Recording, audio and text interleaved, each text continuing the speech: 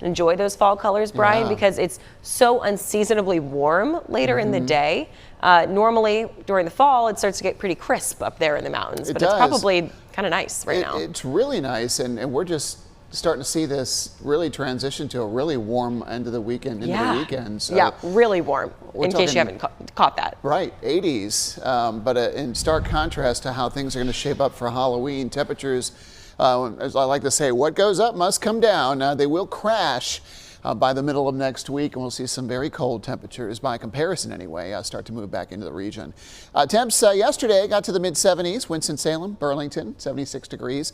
Also in Lexington, 75 was the high at PTI Airport. 7 degrees above the norm, despite the fact that we started out a little bit cooler than the norm at 43 degrees in the morning. Now we're seeing temperatures that are largely in the 50s across the Triad, or at least close to that number. We're a little cooler in Burlington at 47 degrees, 46 in Mount Airy, and 40 in Martinsville, where temperatures have been dipping to near freezing of late, in some lower 50s in some mountain locations. This represents a nice bump in temperature by about 5 to 10 degrees on average for the majority of the area.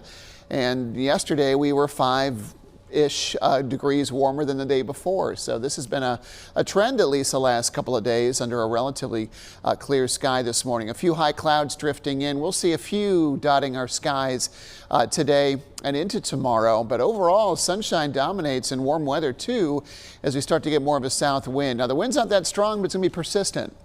And we'll take highs into the upper 70s this afternoon. A few scattered clouds expected during the daytime, but overall looking fairly sunny once again. We'll see that as well in the foothills, with high temperatures in the mid to upper 70s in the afternoon. South winds averaging about 5 miles per hour, and 5 to 10 miles per hour in the mountains, enough to carry those temperatures out of the 60s and into the lower 70s later in the afternoon. So wonderful weather going to be in place for all the events going on this weekend, including the Lexington Barbecue Festival that is downtown, a very popular event. We're going to have temperatures in the 80s, humidity up a touch. I'm expecting dew points to be close to 60.